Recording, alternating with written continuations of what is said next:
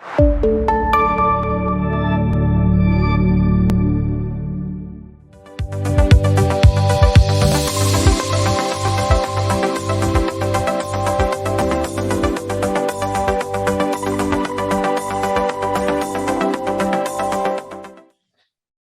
morning, ladies and gentlemen, and good evening for some of you. Thank you for attending another session of Think Beyond by Reservamos SAS, the future of bus is digital. My name is Fernando Aguilera. I'm the head of sales and expansion at Reservamos SAS. So the theme for this session is the future of the intercity bus sector. I just want to remember you that translation into Spanish and Portuguese is available at the bottom of your screen with a globe icon where you can select each language that you prefer to hear this session. So before starting and introducing an excellent guest for this session, I just want to share with you guys, because this is going to be my last session. The next one is moderator by Sebastian Gomez with the head of Uber Transit, which is going to be very, very interesting. But I just want to share a few key things, and of course, super grateful for your attendance. We have received attendance from Mexico, Colombia, Spain, Peru, the Emirates, France, United States, Netherlands, Brazil, Argentina, Chile, India, Ecuador, Ireland, Costa Rica, Belgium, Germany, Portugal, Bolivia, Canada, United Kingdom, and Austria. And we are super excited. We're super grateful for you guys to join all this session, and sincerely hope that it had bring a lot of value into you and your operation. So to introduce our special guest, we're super honored and grateful to have you, Joseph Schwieterman, PhD, professor and director of the CHADDICK Institute of Metropolitan Development at DePaul University at Chicago.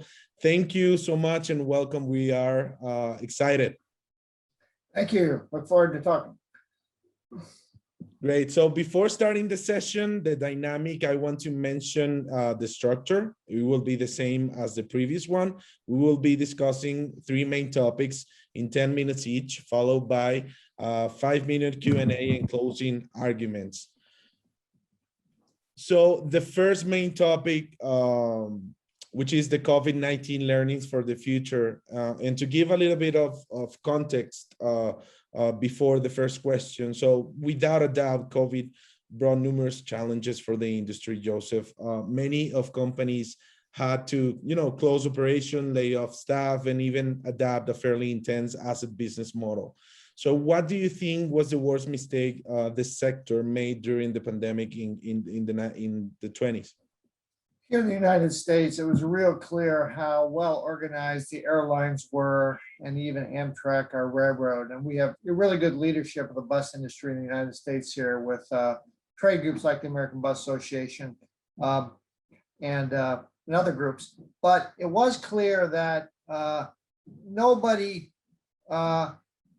that the amount of sophistication it requires to leverage the funding that other modes got was a bit of a wake-up call, that the intercity bus industry and all other sectors related, such as charter, tour, even some private school buses, divided up $2 billion. And that just wasn't enough. Intense lobbying paid off to some extent, but we didn't, the sector really got shortchanged here in the country compared to airlines and transit AMTRAK.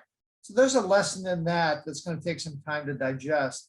I think also really emphasizing how important bus travel is. And we have a big discussion in the United States about fairness and equity and problems facing intercity populations and minorities. And bus travel, scheduled intercity bus travel, is so critical to serving that population that really should erode the wave of the country's discussion about a better deal for people who are marginalized. And that all happened during COVID. And the sector, I think, kind of learned the hard way that it didn't receive the funding and support that maybe it deserved. Great. So following with this question, what do you think was the worst mistake? I'm sorry, what do you think was the most important lessons for the sector? Yeah, I think here in the United States now, we're starting to see companies reinvent themselves. We're seeing a lot of first class and business class bus operations pop up. Sometimes the same company will introduce a second brand. So you look around in the United States, just to give you a few examples, countries like Vambus and Bus on the East Coast have two different offerings. And we have a number of business class operators, that's all they do, like Von Lane in Texas, Red Coach in Florida has a first class offering. And that's really going to be a hot commodity as the economy opens. Airports are crowded, highways are congested, and people are just, it's a practical option to avoid flying on short trips, say under 250 miles. We're really excited about the direction of that sector right now. And I see a lot of similarities on the new strategies that bus companies have adopted. You mentioned one, for example, Red Coach have different segmentations. They offer economic class and premium class, and I think these can broaden the offer to more people in need of these services and looking for different needs, right? Oh, that's right. I get a few laughs or looks sometime when I tell people how often I take the intercity bus. I'll tell a crowd that I took the Greyhound last week. And they think, you're a professor. Why aren't you driving in a luxury car or flying? And you're trying to, strengthen the image of the industry. And these new products really cut right through that. When you tell people I'm taking a premium service and they have onboard snacks, or they have a LCD at every screen, or an onboard attendant, or even if it's just more legroom with that really gives people, I think, the confidence that this isn't just a normal intercity bus. And we in this country have been a little slow to do that. I think in South America and other continents, there have been more of those kind of services out there, but we're catching up finally. So, Joseph, there is, no doubt that nobody expected COVID or this kind of situation, right? I mean, we heard from Bill Gates that, a few years ago that a pandemic could happen in a few years, but we also hear from, Elon Musk that we are traveling and having, hotels in Mars in just a few years. So we don't know what to expect. So do you think that with this experience, companies are more prepared for the future, or do you think there's, still companies that couldn't handle, this kind of situation and prepare for the future? Yeah, that's a really hard question because it's kind of a 1-2 punch. On one hand, they see the need to think outside the box. We can't just keep doing things the same old way. On the other hand, a lot of them are weakened right now, and they're gun shy about putting a lot of money into new buses and things when, the market, we think in the United States is probably around 45 to 60% back. So it's not there yet. So people are still playing it safe. I can tell you, we are pretty optimistic. I think some of the things that we're learning is as they build the market back, obviously tech sophistication is really key. More bus lines, small ones here in the United States, are going to airline style pricing, where there's algorithms that monitor competitor prices or load factors and adjust prices automatically. Web features like allowing people to change their ticket online for $4 or $5. You get on, you can switch your reservation. Of course, there's a lot of thinking about the stop and start locations that we're going to see more of. The reason the pandemic has been so hard for all of us is we love here at the CHADDICK Institute dynamic downtowns and people and energy and busy places that are public, and the bus industry feeds off that. But now I think we're going to see a little more emphasis on suburban stops, on airports, serving off large shopping centers and things like that, just because the economic activity is going to shift a bit. And the bus industry, fortunately, is really flexible to do that. Unlike AMTRAK, where it takes years to just change a stop. Bus industries can adjust their schedule day by day. We see some carriers like Flixbus doing that, with day by day schedules. So that's what we see more coming. Yeah, and you don't even need a terminal. And we see the case of Megabus, for example, in New York or in others area where, the points of origins and destinations are within the city, right? So yeah, you're totally right. Yeah, sorry. No, that's right. And I think, this electronic device here really has been a game changer because people can sort and find locations near their house really easy. So you don't need to have 3 years to build brand awareness.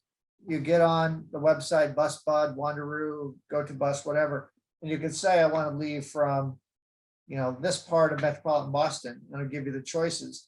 And so we're seeing a lot more pop-up services, what we call it, like maybe just on holiday weekends, you got an express bus from New York to Worcester, Massachusetts.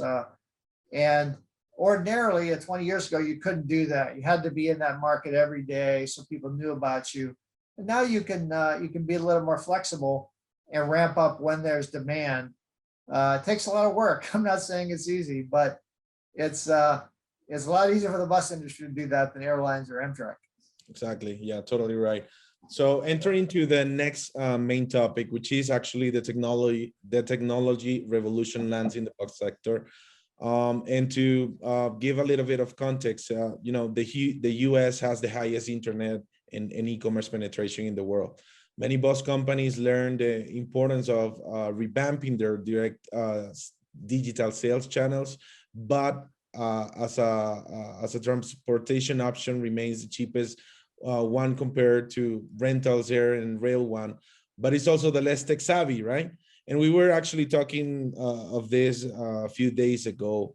So for those who don't know, Joseph and the CHADDICK Institute share a monthly report of the bus sector in the US and an annual report too. And it's full of valuable content. I highly recommend you guys to keep it up with their reports because it's actually a great way to think and to envision how other countries can be or could be in the near future.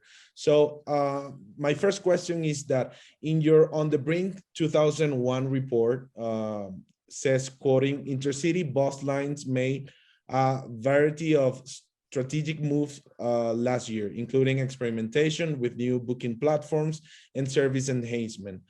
Can you elaborate on this? Yeah, another report that came out in February about where we are in the pandemic, and it's our annual report that we free download if you'd like to have a look. But what we're seeing there is there's a lot of excitement in this space about distribution channels, how people get their tickets out to the public, and it's still it's constantly evolving. I mean, you take in the United States here, Coach USA and Megabus, they have mostly sold their tickets on their own platform, and Flixbus mostly does it on their platform. And the carriers that are on Greyhound, or what we call the pool partners, the carriers that interline with Greyhound and a lot of rural services, they sell on not only Greyhound.com but on Wanderoo and BusBud and others. And so we have these different platforms in which tickets are sold.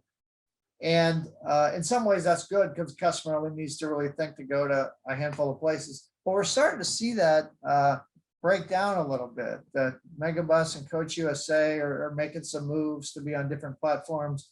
So is Flixbus. And I think you could argue that we have just too many bus companies, not necessarily too many buses or too many corporations, but too many brands out there that the customer has trouble knowing which ones are good and which ones are bad. So you're going from New York to Washington, there's a lot of choices.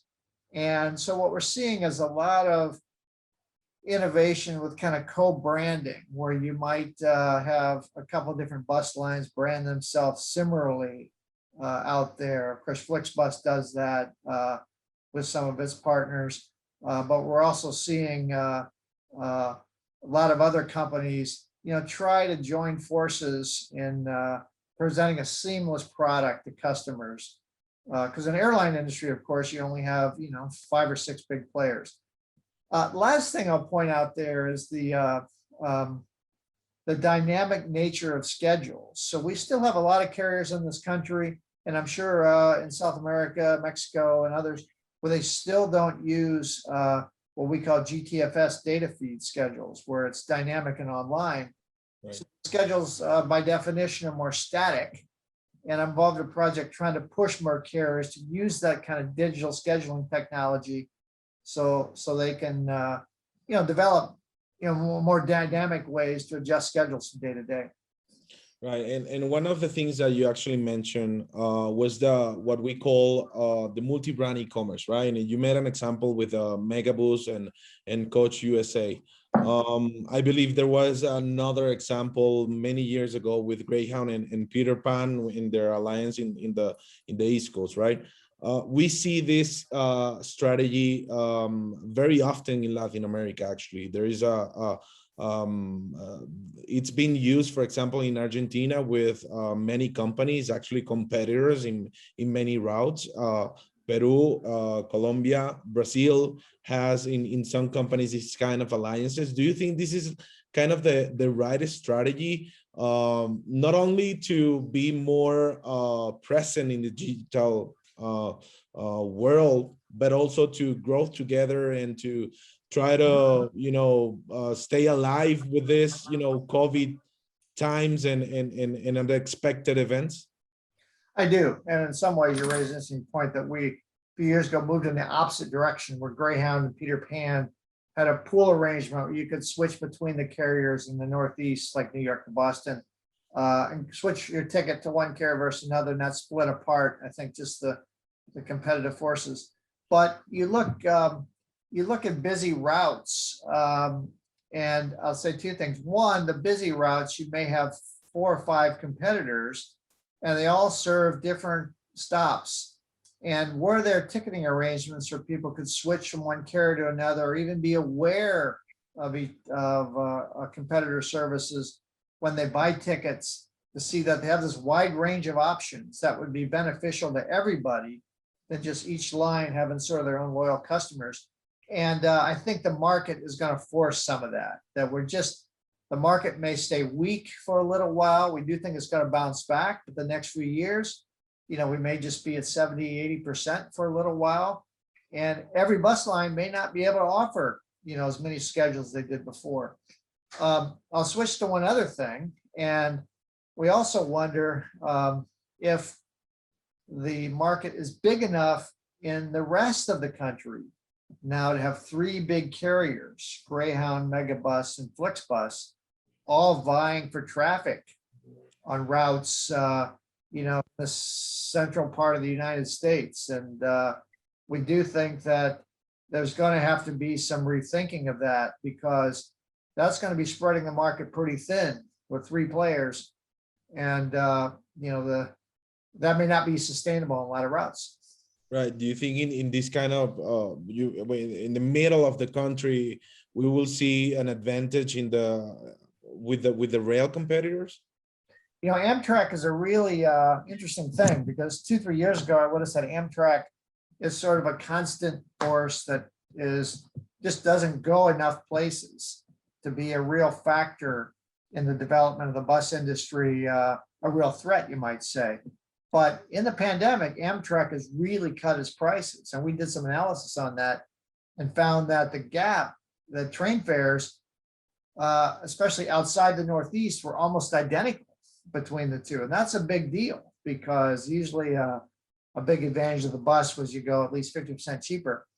Now, since then, we have seen, starting around April, AMTRAK is really raising its fares. And we think that's going to be good news for carriers throughout that, example, say from from Chicago to Minneapolis, the bus fare might be 40 and the train might be $80. That's a big difference. So we do think that's going to drive some traffic back. But AMTRAK is more feisty. And again, for those outside the country, AMTRAK is our national passenger rail operator. And as I mentioned, they've become much more feisty with pricing. Right. So, and actually you answered this in a previous question, but I want to change it a little bit.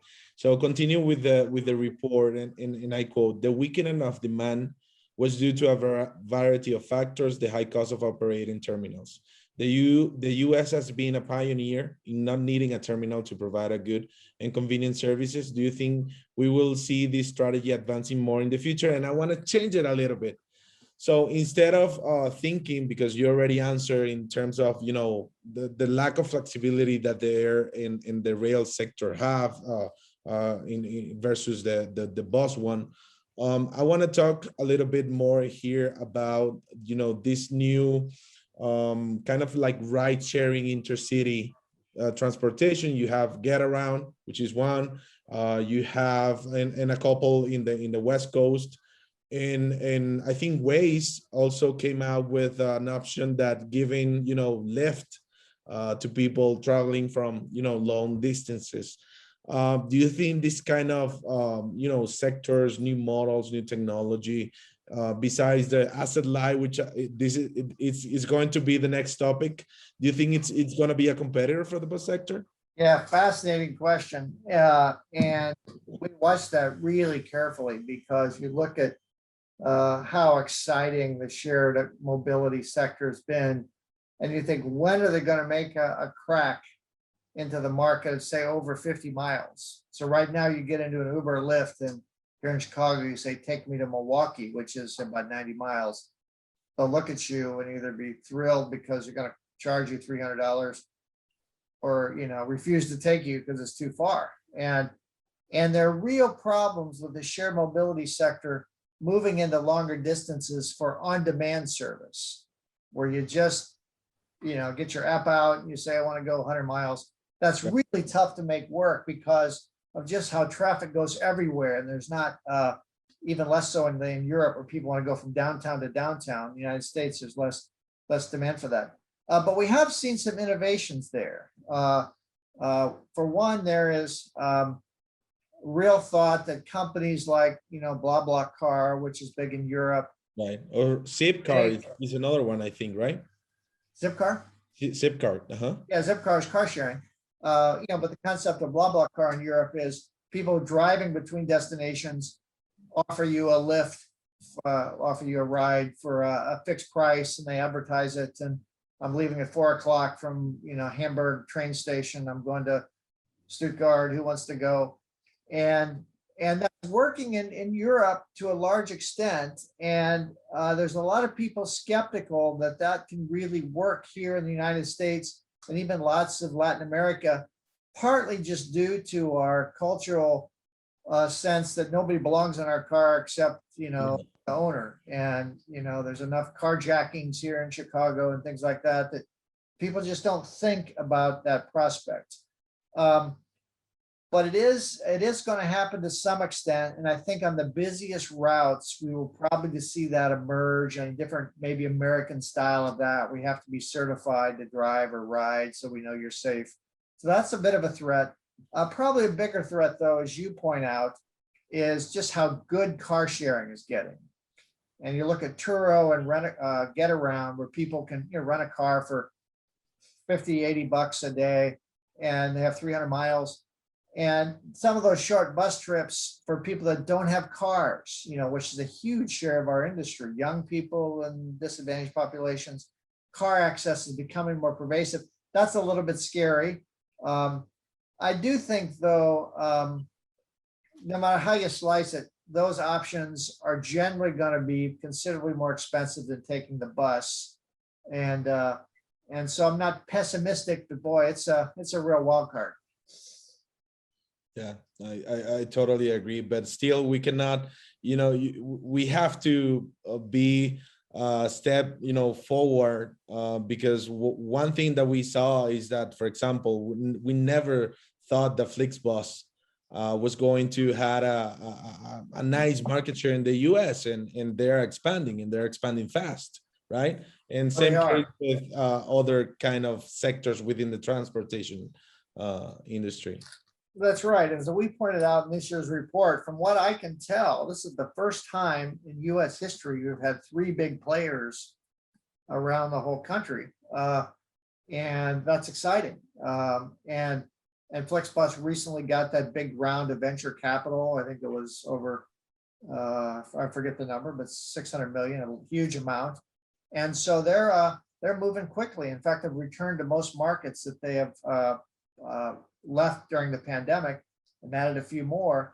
And I think what Flixbus is really doing is forcing bus companies to think about that asset light model, where you work with contractors and you build relationships with contractors. They share in the gains, but you can be very agile with that, expanding and contracting.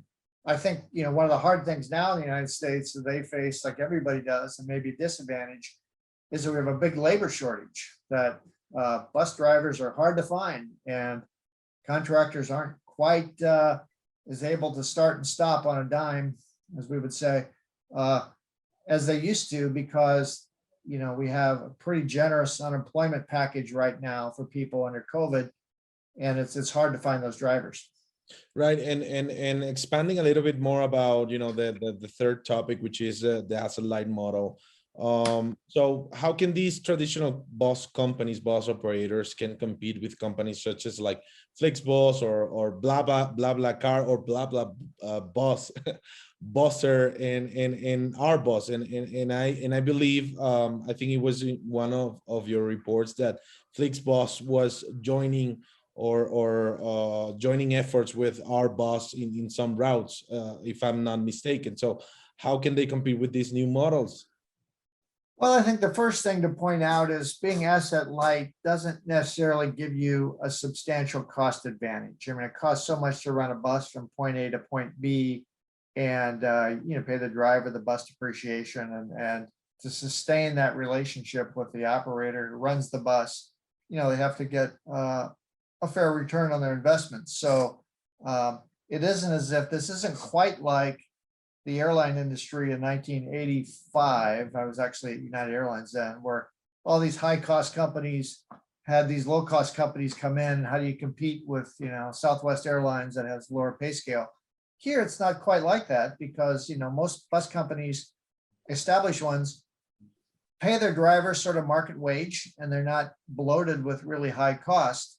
I think probably the bigger threat is just the marketing sophistication that Flixbus brings, and increasingly Ourbus. Ourbus, for example, just launched a service in Atlantic City that's got a lot of innovative things, like how you can buy tickets and a very understandable schedule. But Flixbus, you know, has newer equipment. They got international brand recognition, and they're not seen as necessarily an old line bus company. So you may attract people that are afraid to take the bus because they think that's just for young people or poor people. So we think they're growing the market. But it isn't as if we've seen any carriers go out of business or substantially scale back because of Flixbus. It's just they have to learn to be more aggressive, and maybe there will be to need some consolidation, so we don't have quite so many little guys out there who just don't have the resources to get as sophisticated as they may need to be.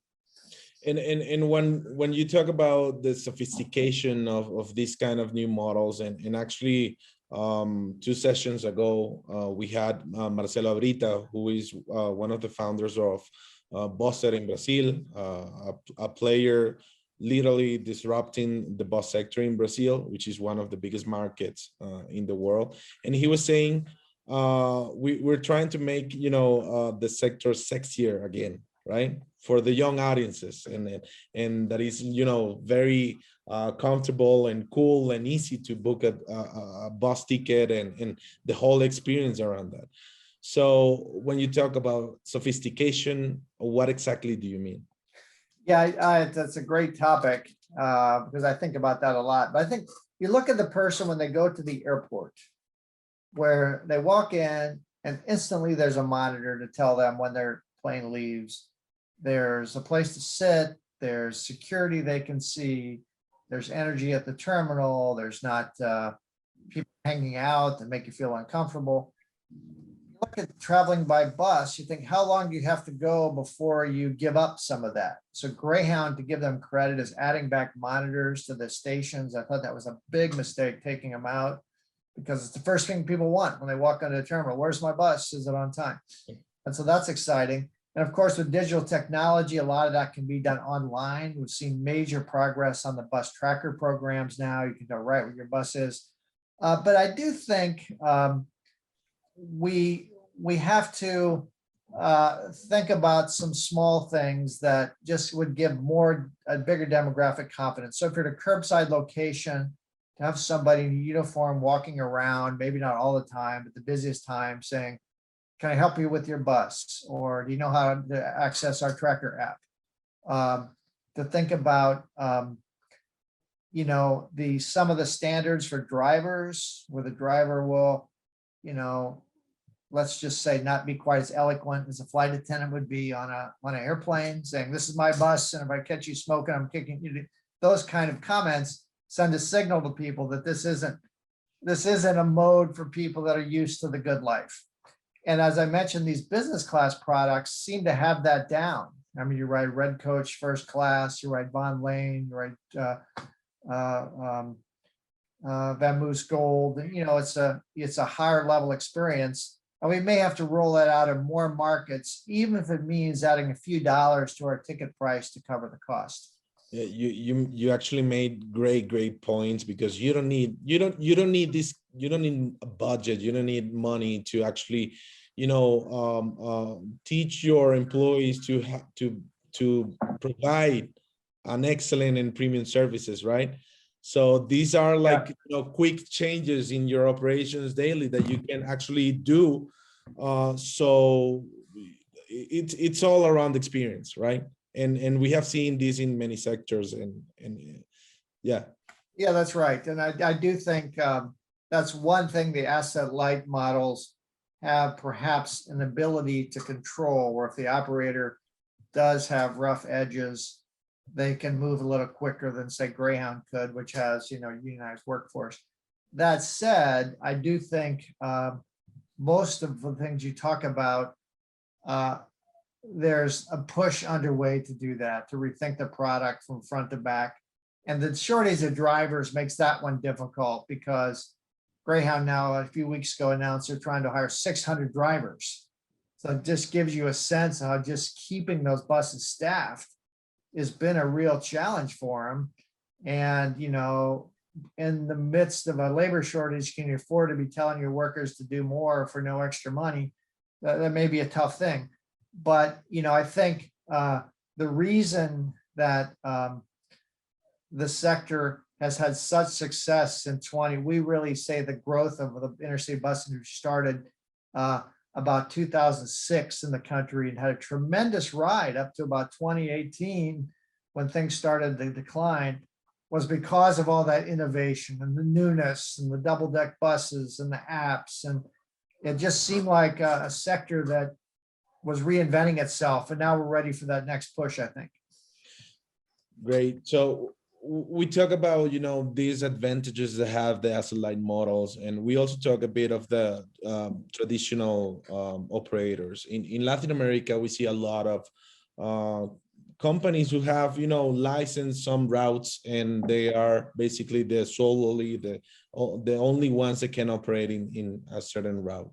Do you think this model it will be, you know, sustainable for the future, in terms of, you know, traditional bus operators expecting that this brings the advantage that they need against the asset light models? Yeah, very interesting, because here in the United States, you know, since 83, I believe, we have deregulation on intercity routes. So there's very few entry controls. Now within states, we still have some regulation, and you still need permission in some cases, but you don't have to justify there's a need. You just have to show you're capable of safely operating the service. And that's seems to be the model that is, you know, expanding around the world. So the European Union now has pushed for that, where if you're going between countries, there really is minimal entry controls, where almost anybody can jump in and provide service. And so Europe's exciting, because intercity bus is starting from almost zero, because trains have been so dominant. We have, of course, big growth there. But in the United States, there's no real push to re-regulate. So we haven't seen any concerted efforts to block other people, except maybe in going to Canada across the border where it gets pretty political, and Canada is very much like South America.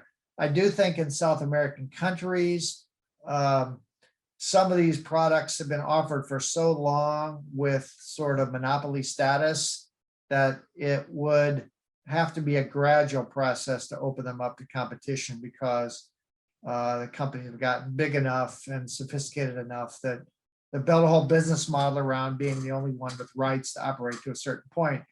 But I do think some competition is coming. And the thing about the bus industry is not like airlines, where the market, you know, you can profitably operate a bus with 15, 20 people on board, whereas an airline, you have a much bigger number of people to justify a second competitor. It's hard to justify complete monopolies on a lot of markets, but I know the politics on that are pretty fierce. Right, definitely. So in terms of connectivity, the US has one of the most efficient between, public transportation, ride sharing, and other means of transport. Do you think the first and last mile for the intercity segment will grow in the coming years? Well, we're excited in the country right now because there's a big push in the Biden administration to invest in infrastructure. And we think that's going to mean better and more aggressive expansion around rail terminals. And if you follow rail in this country, it takes years to do anything because of just the complexity. And the intercity bus is really positioned well to integrate with AMTRAK. AMTRAK, of course, has its own bus network called AMTRAK Thruway, which are run by private bus companies and in contract with AMTRAK. But there's so much more that could be done there. And you think about where AMTRAK may run one time a day, where intercity bus runs 5. If you could co-market those together, that would really get people out of the automobiles. They say, wow, look at all my choices. I can take the train or these 6 buses, and there's a fare that combines the two, or I can take the train and connect to a bus to go to a city that's not served by the train. So as much as rail and bus compete in this country, we think we're only beginning to see the potential for them to work together. And it really is a good combination. This 3 or 4 of our states are really doing exciting stuff with that. Oregon, out on the West Coast, has a whole set of routes that feed into AMTRAK. Michigan has built a system of buses that are connected to AMTRAK in Kalamazoo and some other cities. Down in the South and North Carolina, we're seeing more of that. So that's a big growth area, and bus companies should be excited about that. Great. So we are in a few minutes coming to our session ends, but I want to at least have the opportunity to answer to ask you one question of the Q&A. Pedro, Pablo, since the US has higher infrastructure internet-wise than most of Latin American countries, do you think there is going to be a chance where tickets are only going to be digital? Physical will disappear, and when will you think this could happen? Great question. Well, to some extent, it's happened on carriers like Megabus and Flixbus, where while the driver in some cases can sell you a ticket, that's pretty rare. Most people do digital. But I continue to be amazed at how many people buy tickets within 3 hours departure with cash. And it seems in some ways hard to believe this country where, credit cards are everywhere. That's a critical part of the Greyhound business. So I don't see it going away on the big routes, just because the numbers still are so gigantic. And I think some of it's just people have so much confidence in bus travel, they can just know they walk up to the bus station and buy a ticket and go, and they don't have to plan ahead, and they bring their wad of cash. But that no doubt will be a diminishing sector of the market. And I suspect that, we're already getting to a point where only the big cities have ticket agents and the smaller ones have shelters and things like that. So it's definitely on the way out. But right now, it's especially for Greyhound and other conventional operators, it's a big piece of the pie still. But I do think it's going to diminish. Right. Well, Joseph, thank you so much. It was an honor talking to you in the very, academical and technical part of a country that I believe, the rest of the countries in the world look very closely in terms of, innovations coming in terms of changes. So it was great to have you here. Also, thank you all for joining this session. I want to remind you that the next and final session of Think Beyond by Reservamos conference, the main topic is integrated transit, the future of mobility, actually with the head of Uber Transit worldwide. So it's going to be a very, very interesting conversation, and it starts in 20 minutes. Joseph, would you like to share some final thoughts? Well, just thanks for being here. And I think we know that there's some exciting times ahead here because travel demand is exploding everywhere. And I think that's going to help the bus industry. Fuel prices, I think, are inching up. And while that sounds like that's bad news for bus companies, it's mostly good news because people don't want to drive and flying gets more expensive. So it'll be fun to watch all this unfold. For sure. Thank you so much. Bye-bye, everybody. Bye-bye.